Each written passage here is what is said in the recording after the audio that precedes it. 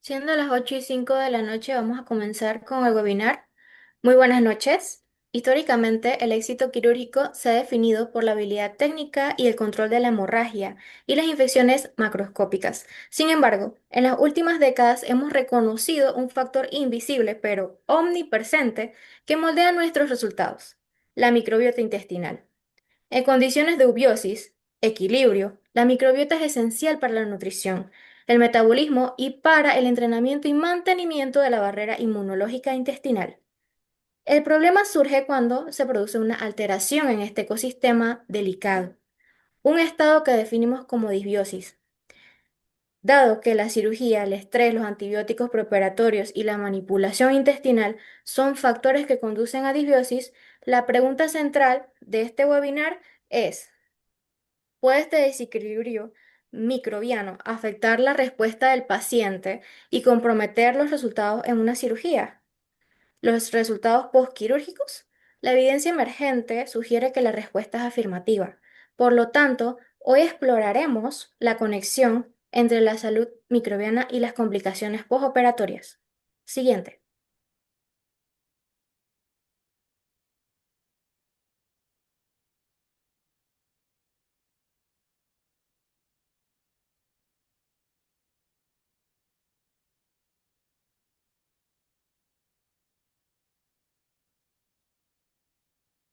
Y bueno, ese es el índice de algunos de lo que vamos a ir tocando en la presentación, como bueno, la introducción, los conceptos, tipos de microbiota, factores que alteran la microbiota, la disbiosis y la respuesta inmune, la disbiosis y la cirugía, consecuencias clínicas, evidencia científica, modulación de la microbiota, nuevas estrategias, perspectivas futuras y unas breves conclusiones.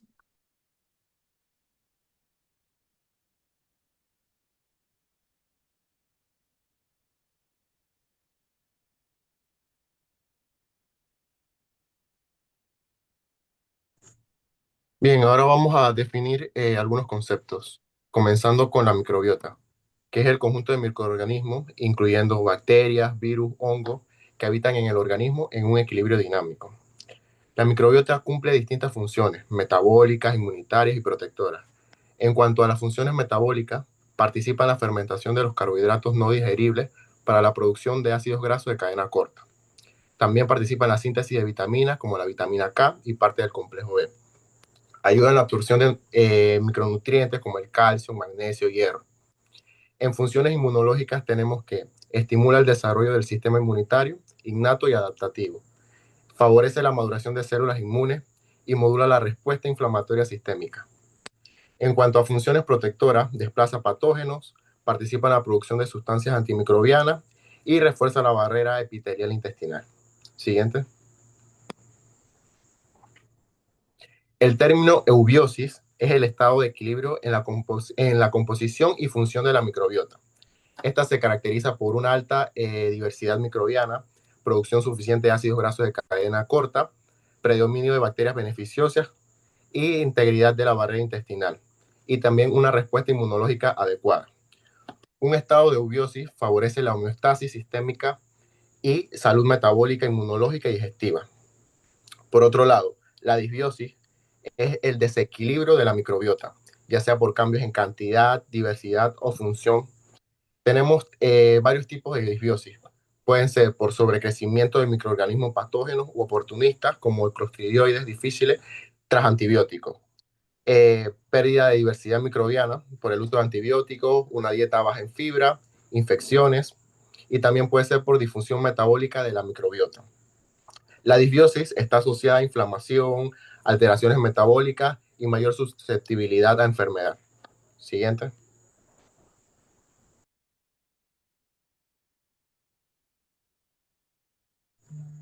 Siguiente.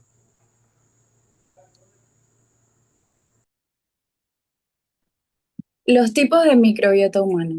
Primero tenemos la microbiota intestinal, que ésta ejerce un papel clave en el proceso digestivo y en la regulación metabólica del hospedador. Parte de los alimentos no se degradan completamente por enzimas y los residuos que no se absorben llegan al colon, donde hay una alta densidad de microorganismos con recursos metabólicos adicionales.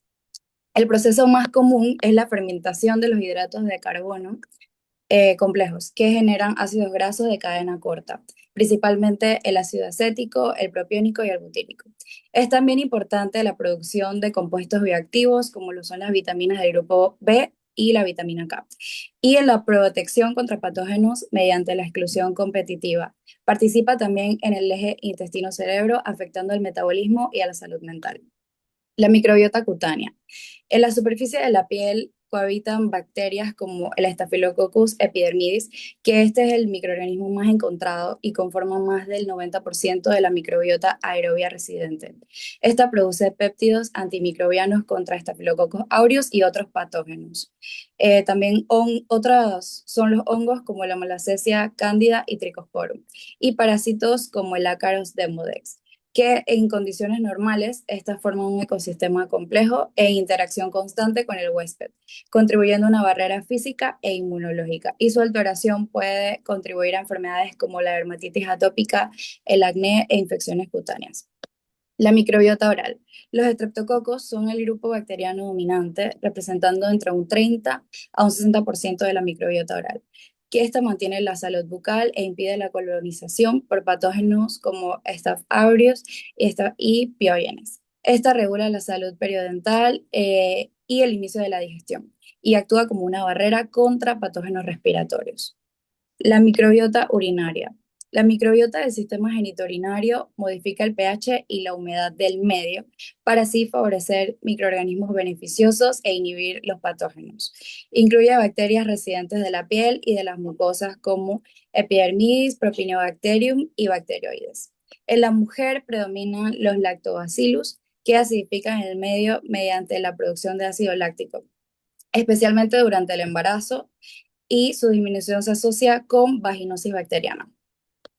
La microbiota vaginal, algo importante es que cambia con las hormonas, con la actividad sexual, con la edad y con el uso de los antibióticos. El estrógeno es el principal regulador de la microbiota vaginal porque aumenta el glucógeno que alimenta a los lactobacillus, productores de ácido láctico. Por eso la protección contra infecciones es máxima en la vida reproductiva y mínima en la infancia y en la posmenopausia.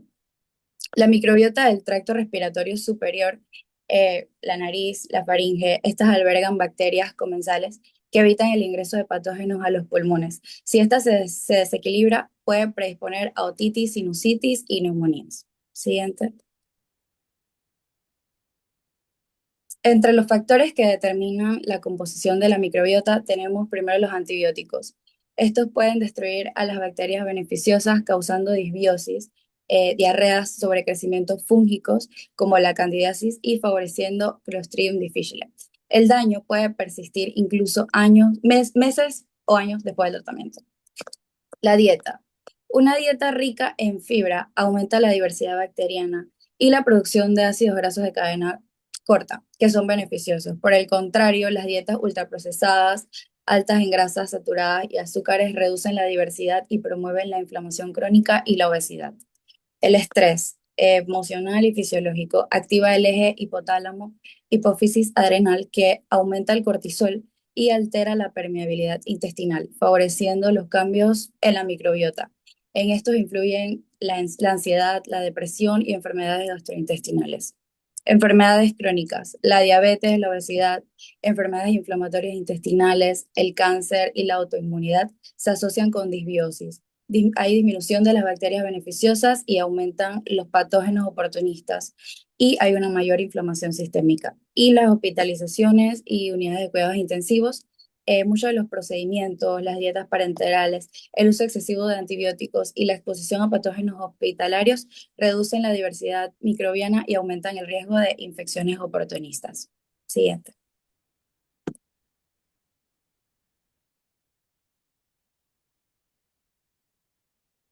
Siguiente, por favor. Ok, ya hablando un poquito más de la disbiosis y la respuesta del sistema inmunológico, es importante saber que la microbiota mantiene un diálogo continuo con el sistema inmunitario, y esto es porque el 70-80% de las células inmunes se encuentran aquí. Por lo tanto, condiciones de eubiosis favorecen tolerancia inmunológica, que la inmunización se mantenga controlada, que se responda adecuadamente a distintas infecciones y que no se desarrollen mecanismos de hipersensibilidad. Mientras tanto, en casos de disbiosis sí se produce una activación inmunitaria desregulada que causa inflamación crónica y altera la inmunidad sistémica a futuro, llegando a causar distintos tipos de patologías. Siguiente. Entonces, al final, es importante saber, ahora relacionándolo con la inflamación, que en estados inflamatorios se ha observado un aumento de bacterias inflamatorias y de sus productos, como los lipopolisacáridos. También que se ha disminuido la producción de bacterias de ácidos grasos de cadena corta, como butirato y acetato. Todas estas son necesarias para el funcionamiento normal de la microbiota y en estados inflamatorios se han visto disminuidas. Y al final es importante saber que estos ácidos grasos de cadena corta activan receptores acoplados a proteína G que permiten expansión de linfocitos T reguladores y producción de citoquinas antiinflamatorias, cosa que muchas veces se ve afectado en estos estados inflamatorios. Y bueno, al final, como vemos, cuando estos disminuyen, se favorece una inflamación sistémica, aunado a un aumento de citoquinas proinflamatorias que al final pueden permitir que la recuperación quirúrgica se vea afectado, como también el trauma quirúrgico y otras condiciones asociadas a la misma. Siguiente. Al final, ya relacionándolo con la barrera, debemos saber que la microbiota intestinal sana, regulada por uniones estrechas, que estimule la producción de moco y péptidos antiinflamatorios y que modula una respuesta inflamatoria local de manera adecuada, es lo necesario para un funcionamiento adecuado. Sin embargo, en casos de disbiosis se describe un aumento en la permeabilidad intestinal que permite el paso bacteriano y de endotoxinas al torrente sanguíneo, que asimismo permite la activación de la lámina propia y vías como Toll-like Receptor 4, MID 88 y liberación de mediadores proinflamatorios que al final llegan a causar estrés, isquemia y muchas veces al tratamiento antibiótico son agravadas estas condiciones debido a la disfunción ya coexistente en la barrera intestinal, favoreciendo a la translocación bacteriana y a futuro, y si se dan los medios necesarios, se da un shock séptico, por lo tanto son cosas negativas. Siguiente. Y al final, el impacto de la inmunidad sistémica en el contexto quirúrgico. Es importante saber que la disbiosis no solo altera la inmunidad local, sino también la sistémica, todos estos medios de expresión de los linfocitos T y cómo actúa, como también de las células B y la producción de anticuerpos. También se va a afectar a la maduración de células, no solo de inmunidad adaptativa, sino también de la inmunidad innata, o células NK y dendríticas. Y al final, esto puede hacer que la respuesta innata sistémica llegue al agotamiento y condiciona la susceptibilidad para responder a infecciones y su respuesta frente al estrés quirúrgico, permitiendo que condiciones que no deberían causar patología lleguen a hacerlo.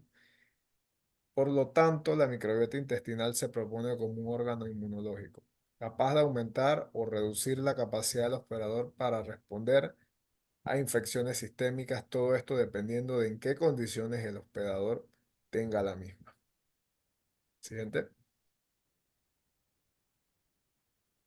Ok, siguiendo y respondiendo un poco la pregunta de este webinar, pues sabemos que en el entorno quirúrgico la disbiosis en efecto se asocia estrechamente con un riesgo mayor a infecciones, problemas de cicatrización, disfunción inmune y un aumento de complicaciones como la fuga anastomótica o sepsis en el postoperatorio, como mencionaron anteriormente. Entonces, partiendo de ese concepto, se sabe que actualmente reconocemos que la microbiota incide directamente en la evolución del paciente quirúrgico y que la disbiosis se considera como un factor de riesgo modificable que puede abordarse antes y después de la intervención quirúrgica para mejorar los resultados del paciente y así reducir las complicaciones. Siguiente, por favor. Ahora, empezando viendo los efectos preoperatorios de una disbiosis. En esto sabemos que antes de la cirugía muchos de los pacientes ya presentan una disbiosis ya sea por comorbilidades como la diabetes, el cáncer, obesidad, enfermedad inflamatoria intestinal u otros. También por la exposición previa a antibióticos y otros medicamentos como inhibidores de bomba de protones, opioides o dietas pobres en fibra.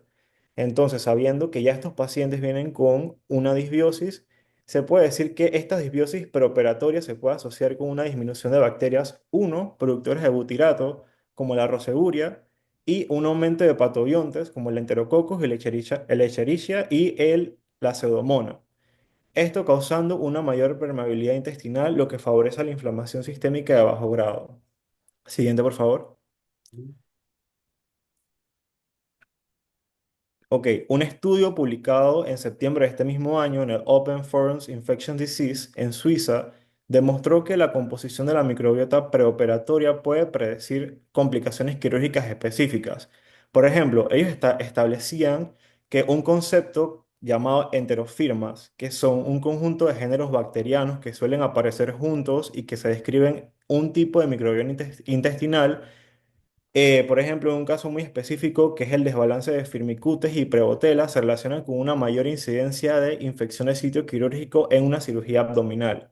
Además, también establecían que perfiles enriquecidos de bacterias proinflamatorias se han vinculado con un mayor riesgo de fuga anastomótica y de complicaciones infecciosas severas.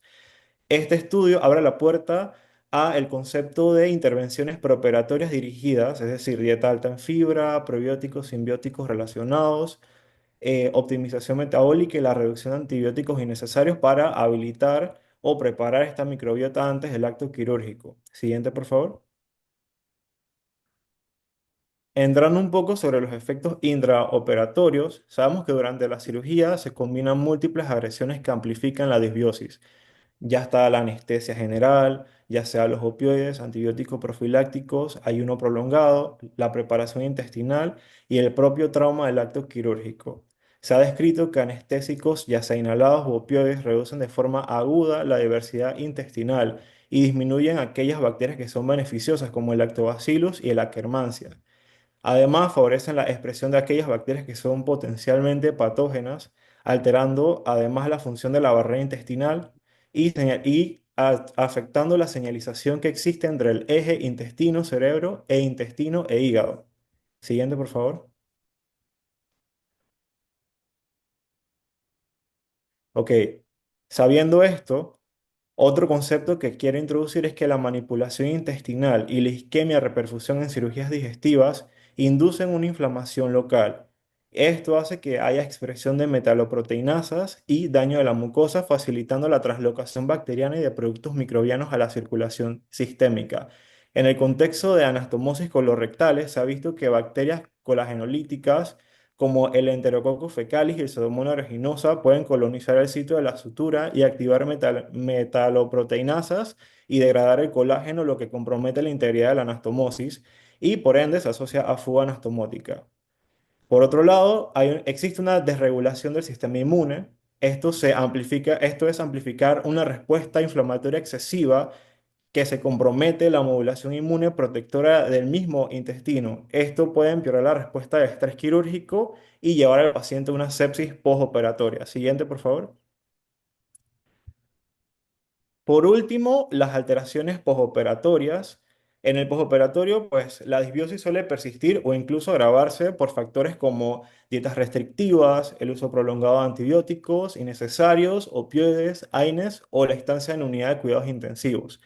Se describe que una reducción mantenida de la diversidad con disminución de bacterias productoras de ácido graso de cadena corta y aumento de especies resistentes a antibióticos hacen que se deteriore la función de la barrera intestinal y la modulación inmune, además de la homeostasis propia del mismo cuerpo a nivel metabólico.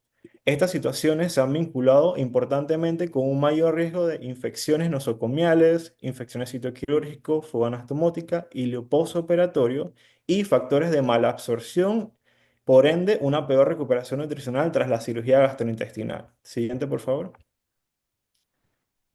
Además, como mencionó mi compañera anteriormente, las disbiosis postoperatorias se relacionan a complicaciones sistémicas, por ejemplo, una disfunción cognitiva en el postoperatorio y un delirium. Esto a través del eje microbiota intestino-cerebro, en donde la pérdida de ácidos grasos de cadena corta y el aumento de la inflamación sistémica favorece la neuroinflamación y por ende alteraciones en los neurotransmisores. De manera práctica, proponemos diferentes estrategias o se proponen generalmente diferentes estrategias para lograr vencer o crear una disbiosis lo menos posible, que es optimizar el uso de antibióticos dentro de lo más que se pueda, evitando esquemas innecesariamente prolongados, limitando medicamentos como opioides o AINES, iniciando la alimentación enteral precoz con fibra soluble, tan pronto el paciente lo tolere, y considerar antibióticos, perdón, probióticos o simbióticos basados en la evidencia, siempre individualizando a cada paciente y respetando las contraindicaciones que ellos tengan. Siguiente.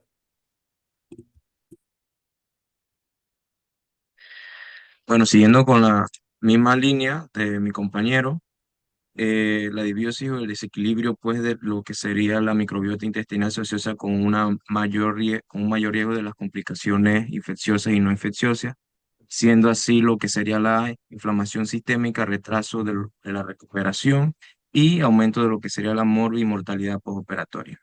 Por eso, como se mencionó anteriormente, el uso de probióticos y también lo que es el trasplante de la microbiota fecal se consideran como un potencial recurso para la recuperación y reducir lo que serían las complicaciones de las cirugías eh, mayores.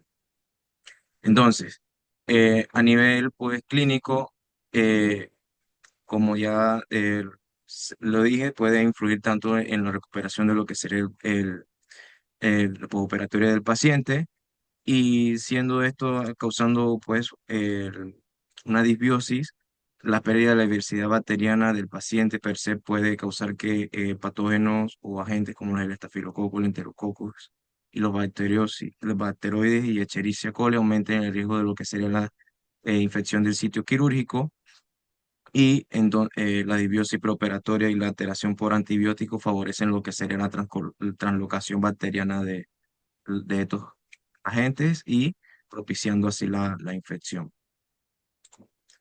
Entonces, implicaciones clínicas. Por las causas antes mencionadas, causa un mayor retraso de lo que sería en la recuperación del paciente postquirúrgico. Aumenta la probabilidad de lo que serían las infecciones. Hay dehiscencia de anastomosis, como bien lo mencionó mi compañero anteriormente. ¿Esto por qué? Porque de por sí la microbiota modula lo que sería el proceso de la cicatrización y un perfil disbiótico del mismo paciente con baja diversidad y predominio de lo que serían las bacterias y más que principalmente las que son colagenolíticas como los enterococcus fecales o pseudomonas aeruginosa como un ejemplo, por decirlo, se asocia mayor de lo que sería la dehiscencia y la inflamación de la subclínica preoperatoria, impulsada por la microbiota y lo que puede darnos un indicio de lo que podría haber una mala cicatrización del paciente. Y además de esto, como por la misma línea, una mala cicatrización causa también un retardo de la cicatrización, como bien lo dijo mi compañero. eh, Hay una disbiosis, puede causar que no haya una producción de lo que serían los metabolitos beneficiosos, como serían de los ácidos grasos de cadena corta. Entonces, una microbiota equilibrada favorece lo que sería la inflamación del paciente que esté tanto regulada como también lo que sería la correcta cicatrización por los metabolitos que favorecen el proceso de per se y reduciendo así lo que sería la infección de lo que es de la infección del sitio quirúrgico. Ahora vamos a hablar un poco acerca de la evidencia científica. Siguiente, por favor. Ok, la disbiosis de la microbiota intestinal se asocia de manera significativa con peores resultados quirúrgicos en comparación con la eubiosis, especialmente en cirugías gastrointestinales y cardíacas. Este estudio, por ejemplo, de revisión sistemática demostró que existe una correlación bidireccional entre disbiosis y cirugía, en la que los pacientes con disbiosis presentan mayor incidencia de complicaciones infecciosas, fugas anastomósicas, diarrea postoperatoria, inflamación sistémica y mayor mortalidad postquirúrgica. Siguiente. Por ejemplo, en cirugía colorectal, un estudio prospectivo cohorte de 353 pacientes demostró que aquellos con disbiosis preoperatoria tuvieron tasas significativamente más altas de complicaciones totales. Por ejemplo, un 40,7% en disbiosis severa versus un 12,7% en eubiosis. Y de fugas anastomóticas, un 11,1% en disbiosis versus un 1,5% en eubiosis. Y también diarrea temprana. En modelos animales, por ejemplo, la inducción de disbiosis antes de cirugía aumenta la mortalidad y altera la respuesta inmune. En cirugía cardíaca, la disbiosis perioperatoria se relaciona con mayor inflamación, arritmias y complicaciones infecciosas mediadas por alteraciones en metabolitos microbianos y biomarcadores de inflamación. Siguiente, por favor. Entonces, datos comparativos. Eubiosis versus disbiosis. Entonces, como ya hemos mencionado, pacientes con la microbiota alterada muestran mayor incidencia de infección citoquirúrgico, particularmente en cirugías abdominales o colorectales, de licencias anastomóticas relacionadas con inflamación y alteraciones en la cicatrización intestinal y complicaciones sépticas, incluyendo abscesos intraabdominales y sepsis postoperatoria. En comparación con pacientes en eubiosis que presentan mejor integridad de la mucosa intestinal, mejor inflamación local y una tasa reducida de complicaciones infecciosas. En contraste, estudios sobre restauración de la eubiosis mediante trasplante fecal han demostrado beneficios en casos de infección recurrente por Clostridium difficile, reduciendo necesidad de colectomía y mejorando la supervivencia. Entonces, comparativamente, la eubiosis se asocia con menor riesgo de complicaciones postoperatorias, mejor recuperación y menor inflamación sistémica. También se ha investigado que la administración de probióticos y simbióticos en el periodo perioperatorio demuestra reducir infecciones, estancia hospitalaria y complicaciones no infecciosas, favoreciendo la restauración de la eubiosis. Entonces, la evidencia respalda la importancia de identificar y modular la microbiota en el perioperatorio para mejorar los resultados quirúrgicos. Siguiente, por favor. En cuanto a las cirugías más afectadas, los principales grupos de pacientes afectados por disbiosis intestinal en el contexto de cirugía son aquellos sometidos a cirugía gastrointestinal mayor, especialmente cirugía colorectal, cirugía de cáncer gastrointestinal y pacientes críticos y aquellos con enfermedades subyacentes que ya alteran el microbioma. Pacientes, por ejemplo, con cáncer colorectal presentan frecuentemente disbiosis perioperatoria y preoperatoria, lo que se asocia con mayor riesgo de complicaciones como infecciones y fugas anastomáticas tras la cirugía.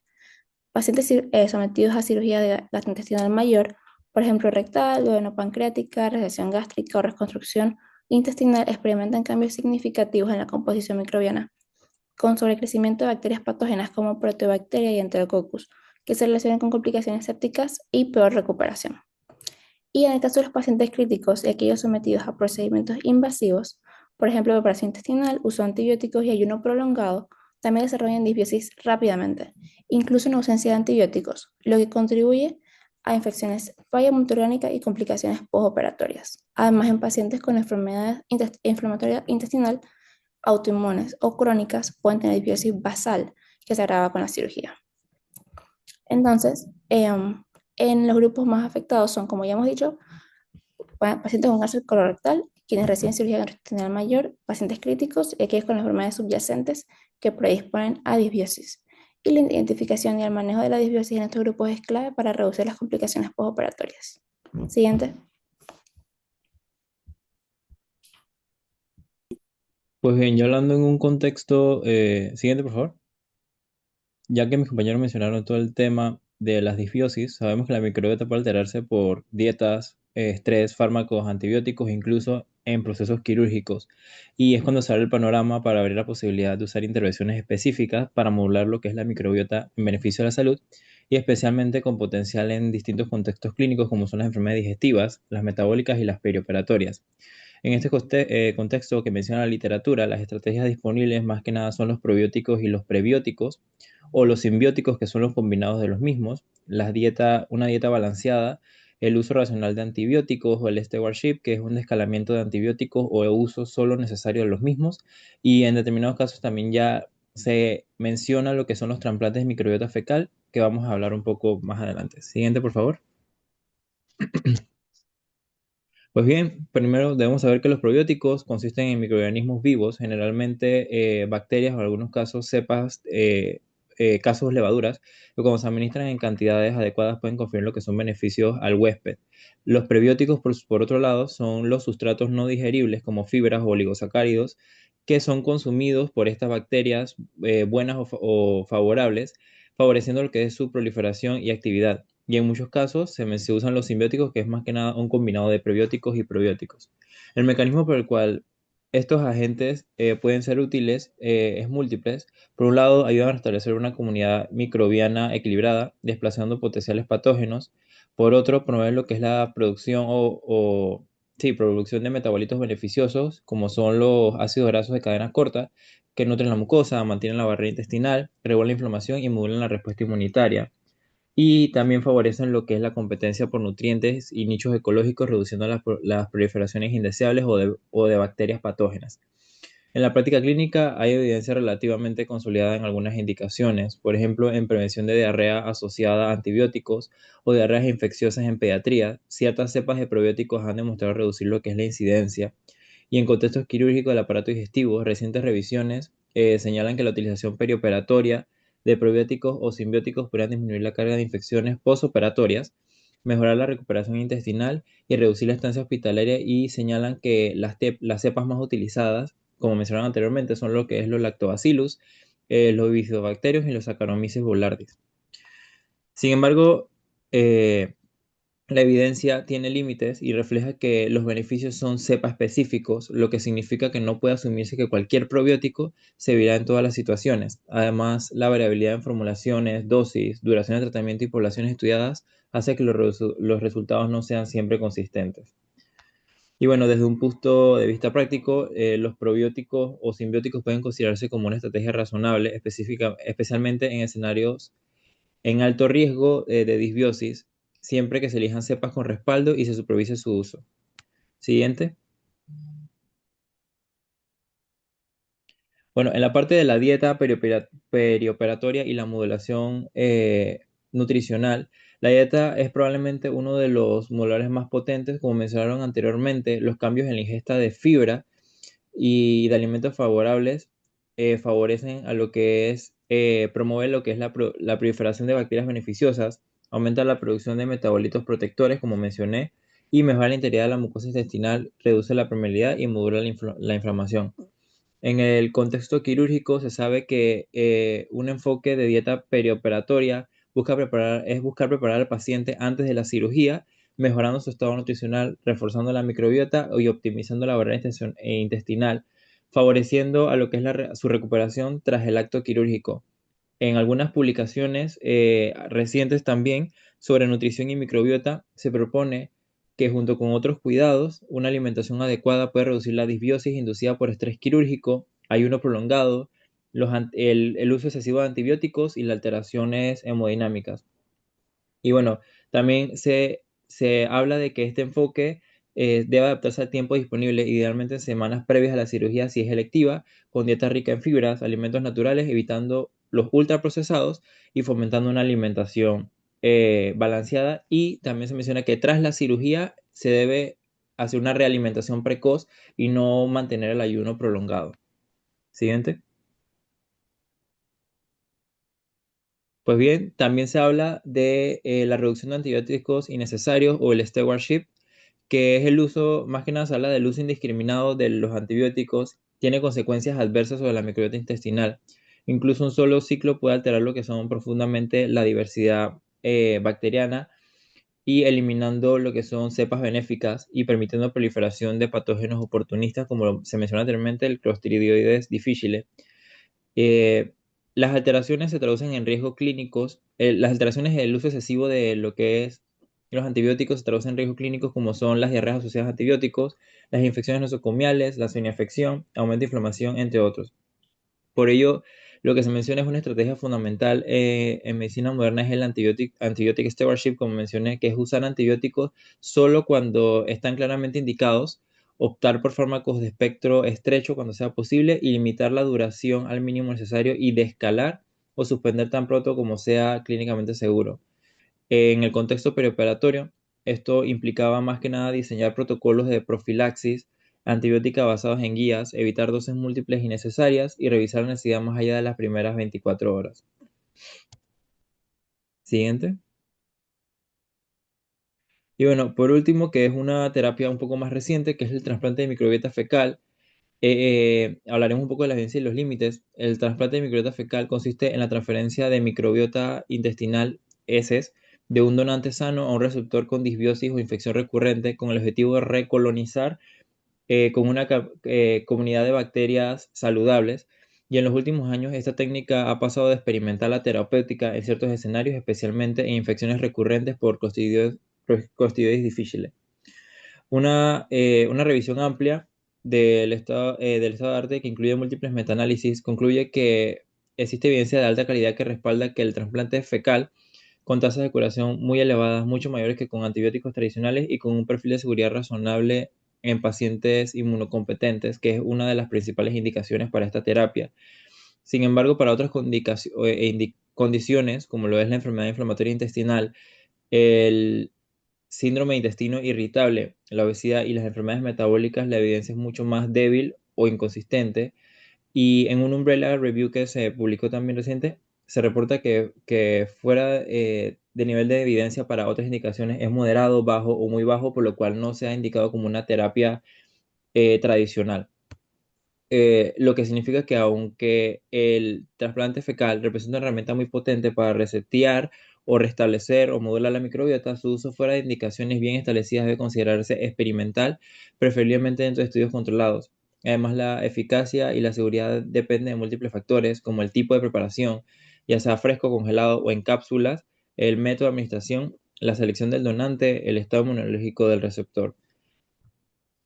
Y siguiente, por favor.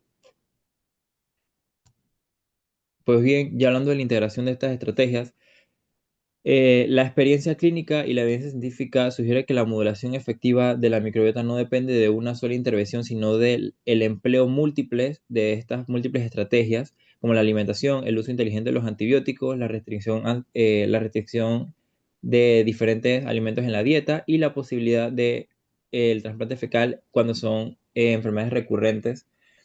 Y en el contexto perioperatorio, por ejemplo, se puede diseñar un protocolo que incluya prehabilitación nutricional con dieta rica en fibra, perfil de riesgo de disbiosis, el uso de los simbióticos, si está indicado, la profilaxis antibiótica racional, sin excesos, y la realimentación temprana y monitoreo de complicaciones.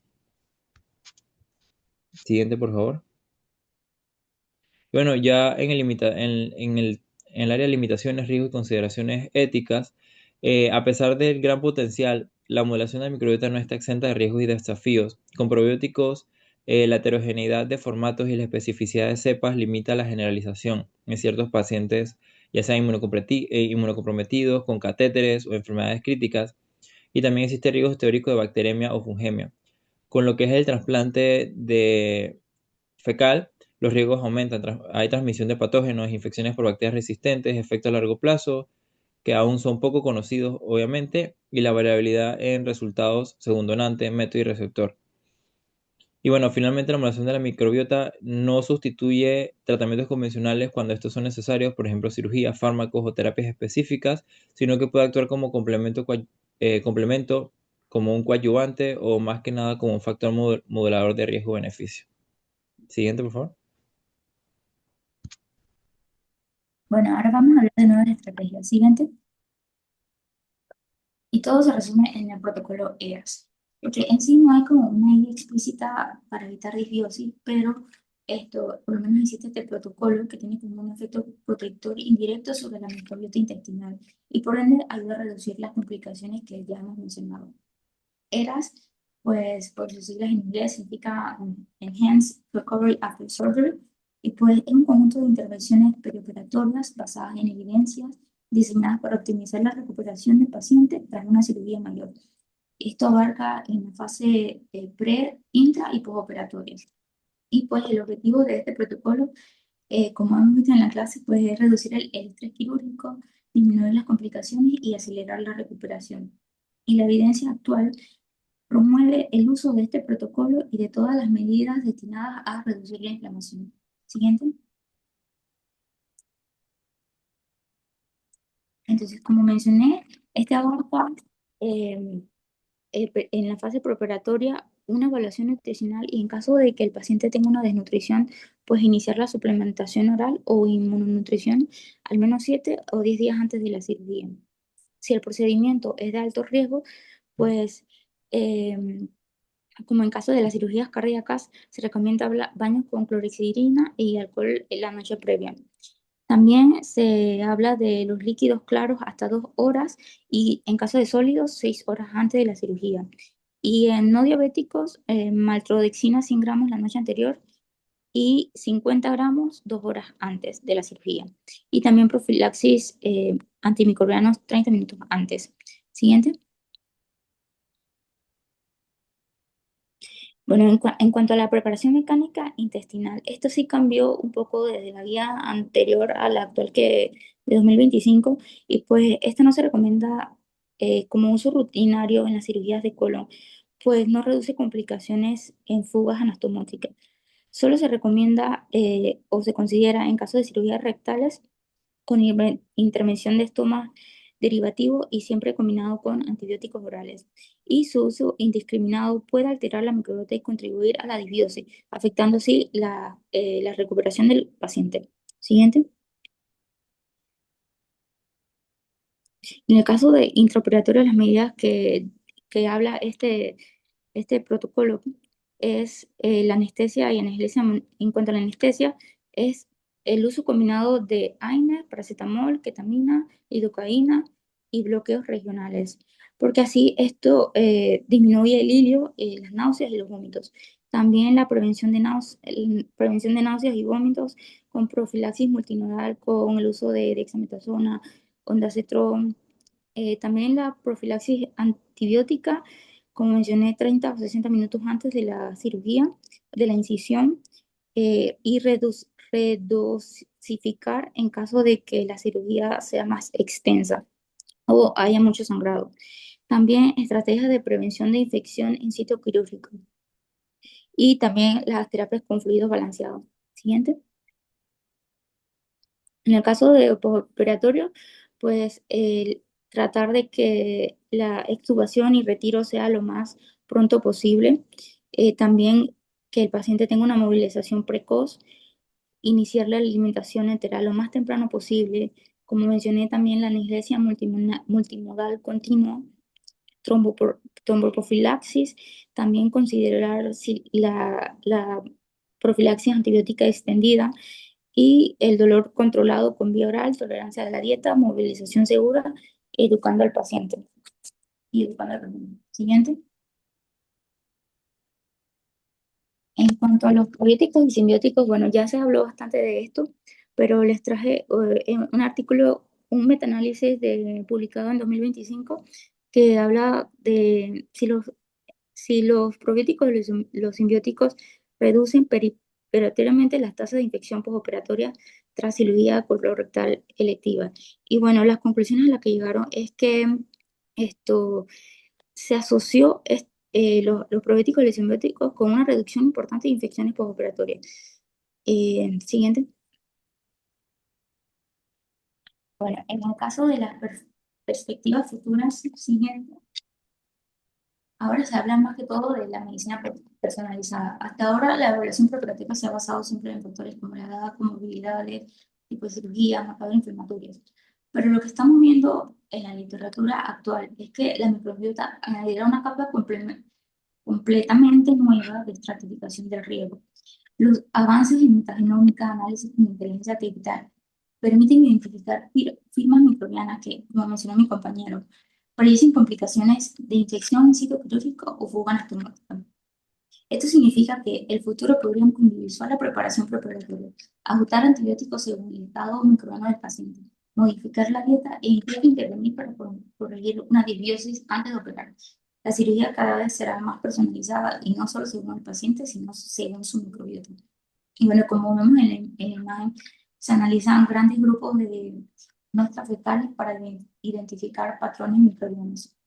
Siguiente.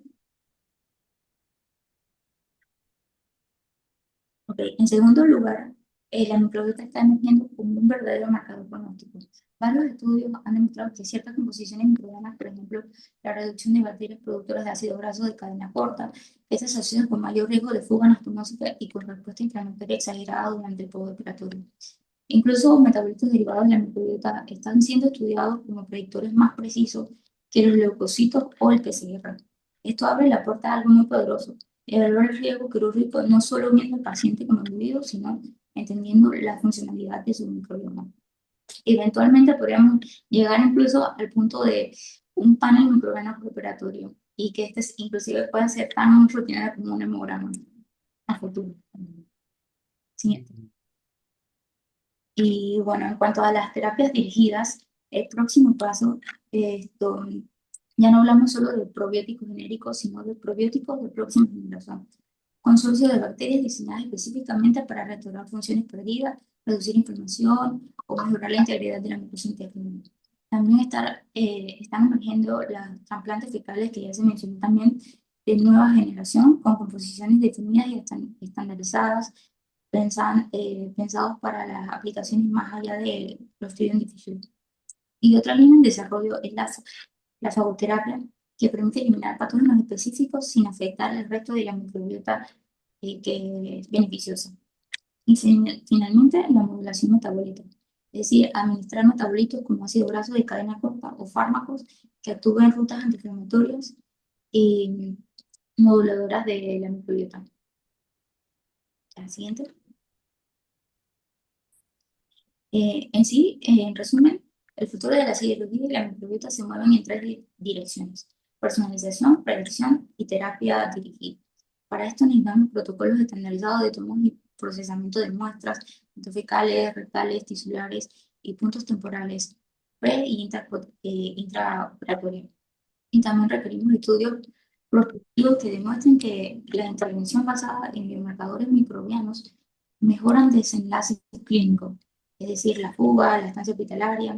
También considerar efectos regulatorios, bioseguridad, aceptación por parte del paciente, especialmente en aquellos que se someten a trasplantes fecales de microbiota y terapias vivas. Siguiente.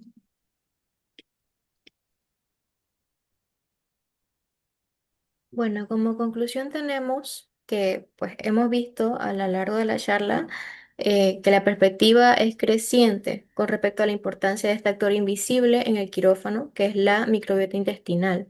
La evidencia sugiere que la eubiosis es vital para la función inmunológica y la protección de la barrera intestinal, y que el estrés quirúrgico induce fácilmente el estado de disbiosis. La premisa es clara. Una microbiota desequilibrada es un factor de riesgo sistémico que podría comprometer la respuesta del paciente, incrementando la vulnerabilidad a infecciones y afectando así la cicatrización de las heridas.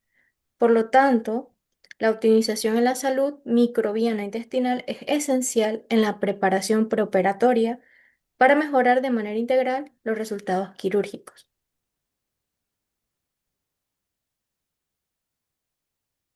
Muchas gracias. Ok, ok. Me toca a mí ahora. Hola, ¿me escuchan? Sí, doctor.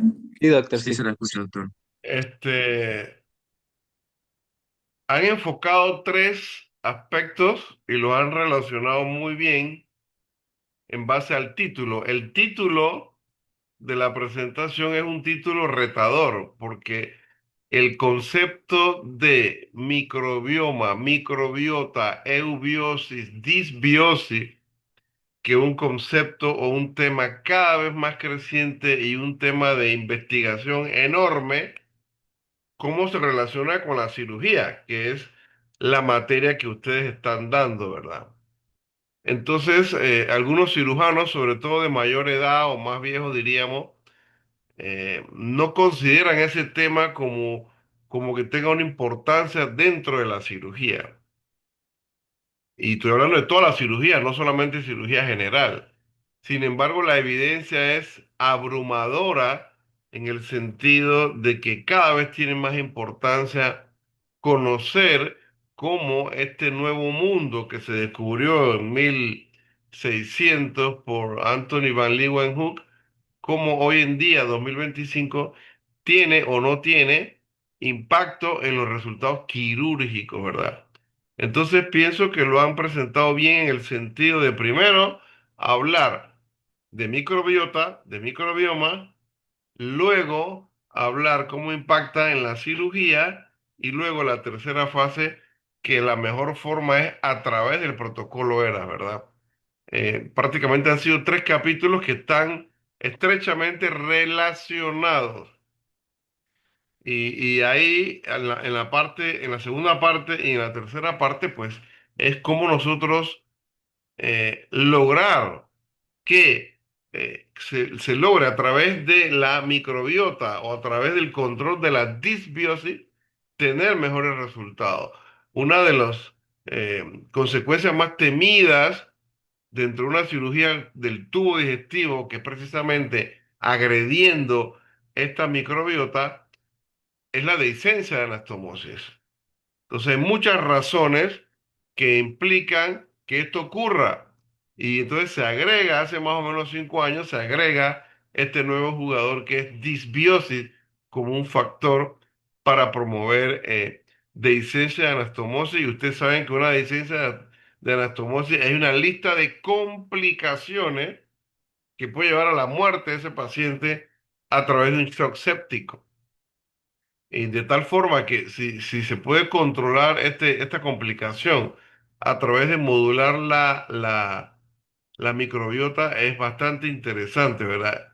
Y de hecho, en Protocolo ERA hay un capítulo nuevo que cada vez aumenta más, que es precisamente cómo la disbiosis genera complicaciones y cómo el control de la misma puede reducir complicaciones, no solamente de licencia de anastomosis, también infección del sitio quirúrgico y otra lista de resultados benéficos, ¿verdad? Ejemplo también neumonía, neumonía asociada al ventilador. Hay muchísimos trabajos ya que con el aporte de probióticos logra reducir enormemente la incidencia de neumonías asociadas al ventilador. Y también, repito, en cirugía abdominal, sobre todo cirugía gastrointestinal. Así que yo pienso que han hecho muy bien la relación. Al comienzo los sentí muy lentos, uno terminaba y se quedaba esperando quién es el que sigue. Esa parte deben practicarla mejor cuando les toque repetir algo parecido. Que el que va de segundo esté listo para arrancar apenas termina el primero. El que va de tercero esté listo para arrancar apenas termina el segundo. Y así. Con respecto a la presentación misma de las diapositivas, siempre es necesario la bibliografía, la referencia, pero no pongan tanto información. Ustedes solamente tienen que poner el nombre del primer autor, el apellido, la sigla del nombre, et al, y ya inmediatamente entra a la revista. El nombre de la revista, el año, el volumen, el número y las páginas. No es necesario que pongan varios autores, no es necesario que pongan el título del artículo, no es necesario que pongan la revista completa, no es necesario que pongan el DOI, o sea, mucha información, a menos que sea, por ejemplo, un artículo o una publicación muy prestigiosa, muy valiosa. Esas son, por ejemplo, cuando son guías. Entonces, cuando tú presentas, sacas información y la proyectas en diapositiva, la bibliografía que aparece por siempre en la parte inferior derecha es la misma. El apellido del autor, el nombre, la sigla, et al. Ahora sí puedes poner el título del artículo, que son guías, voy a decir algo, guías europeas de nutrición en cirugía, por ejemplo. Ahí sí, pones el título, nuevamente la revista donde sale publicado, el año, el volumen, el número y las páginas. No tienes que poner DOI ni más nada, ¿verdad? Eso es lo único que yo les insistiría que corrijan esa parte y eso lo veo en todas las presentaciones. Los estudiantes no ponen la bibliografía como es correcta. Puedes poner hasta 3, 4 artículos, referencias me refiero, cuando es una información muy importante que puede aparecer repetida en otras publicaciones. También se pueden poner 3, 4, 5 referencia más o menos de esa forma, ¿verdad? ¿Qué más les puedo decir? Yo anoté algo aquí. Acuérdense que no es lo mismo microbioma que microbiota.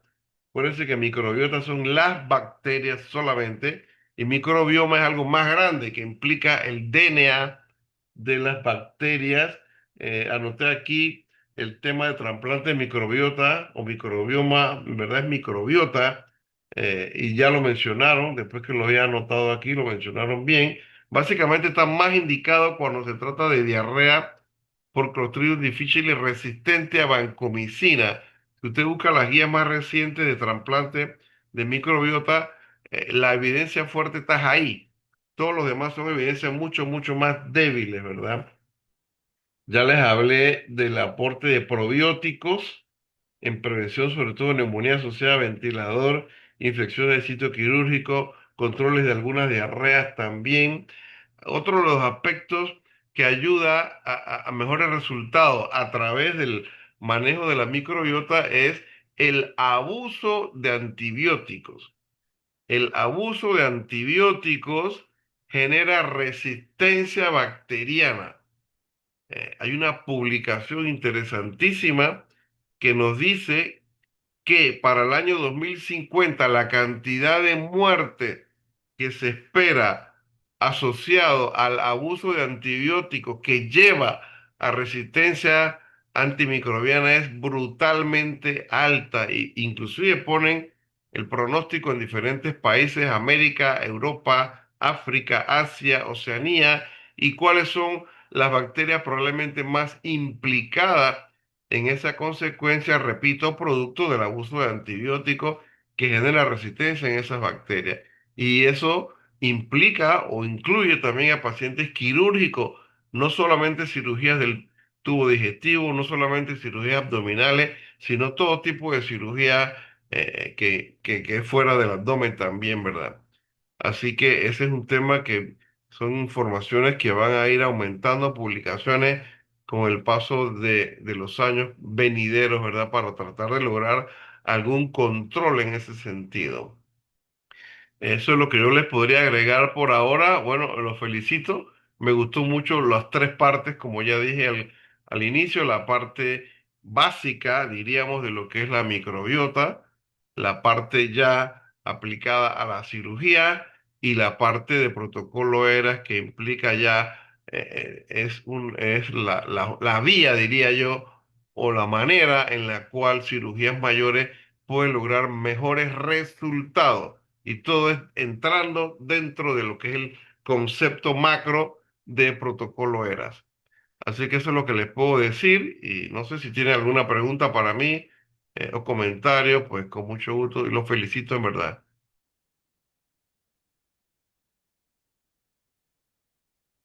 Gracias, doctor. Ok, Gracias. bueno, entonces quedamos así. Ok, chao entonces. Hasta luego, Saludos. doctor. Gracias por su Hasta Chao. luego, doctor, atención. gracias. Ok.